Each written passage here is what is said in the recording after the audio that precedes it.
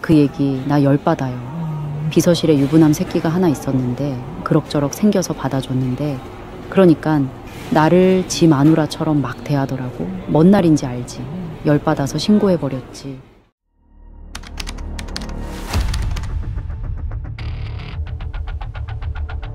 (2020년 4월 14일) 고 박원순 시장을 성추행 등으로 고소한 고소인은 서울시장 비서실 전체 회식에 참석한다. 그날 그녀는 몸조차 제대로 가눌 수 없을 정도로 만취했다.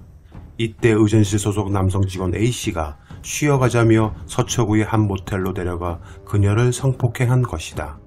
그리고 그는 그녀를 그곳에 두고 홀로 숙박업소를 빠져나갔다. 서울시의 성 관련 매뉴얼은 상당히 촘촘하며 제대로 만들어져 있다. 누군가를 음해할 목적으로 사적으로 불특정 다수에게 이야기를 하면 모두 음해된 사람을 강제해야 맞는 것인가 말이다. 그래서 매뉴얼에 있는 것이다. 정식 절차를 통해 사건을 제기하고 호소하여야 시스템이 가동되고 매뉴얼대로 착착 진행이 되는 것이다. 고소인은 4월 사건 초기 정식 절차를 밟지 않았다. 그녀는 귀가 후 총선 당일인 4월 15일 경찰에 이 사실을 신고했다.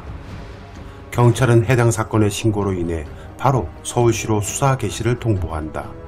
서울시는 9일 뒤 A씨를 직위해제 및 직무배제한 뒤 대기 발령 조치했다.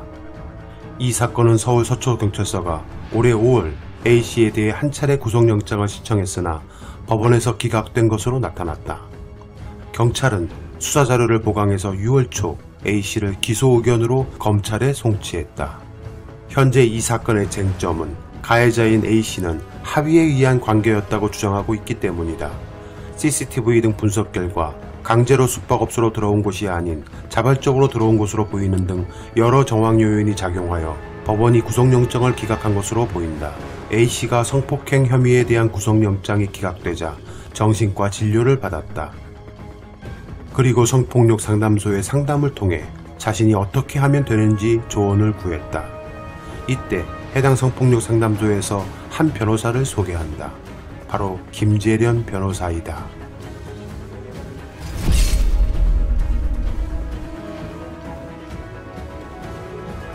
강릉 출신으로 강릉여고와 이화여대 법학과를 나와 2000년 제42회 사법시험에 합격한 후 2003년 사법연수원 32기로 졸업하여 변호사 사무실을 차렸다. 그리고 그녀는 이명박 정권이 출범한 다음 해인 2009년 대한변협인권위원회 위원에 임명된다.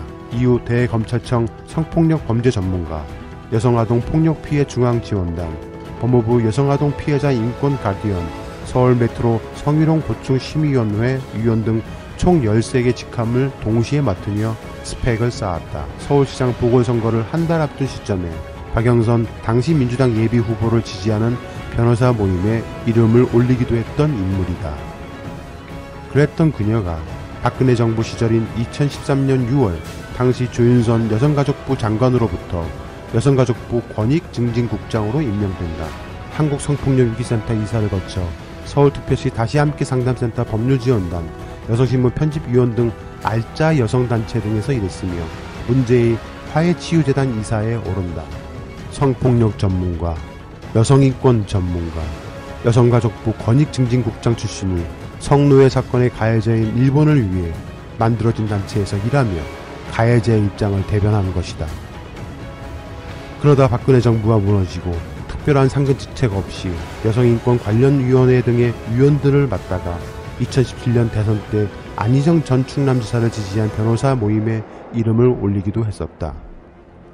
그러다 2018년 당시 세간을 떠들썩하게 했던 미투가 사회적 이슈로 떠오른다. 서지현 검사와 2대 법학과 동기인 김재련 씨가 대리인단 변호사로 나섰다. 부당하게 발령된 통영지청으로부터 정당한 자리로 복귀하는 것입니다라고 함으로써 마치 서 검사가 검찰 꿀보직에 대한 욕심 때문에 자기 성추행 피해를 폭로했다는 뉘앙스로 말을 했다. 이로 인해 그녀는 2018년 2월 3일 변호인단에서 사퇴했다. 김재련은 여성신문 편집위원 및 법률자문 변호사를 맡고 있다. 제목이 제가 바로 탁현민의 그 여중생입니다 라고 해 2017년 청와대 비서관이었던 이른바 탁현민 사건의 여성신문사 측 변호를 맡는다. 여성신문 대리인으로 여성신문 최악의 악행 중 하나라고까지 평가받는 탁현민 가짜 편지로 죽이기 사건은 결국 1심, 2심 전제 모두 탁현민 씨가 원고 일부 승소했다.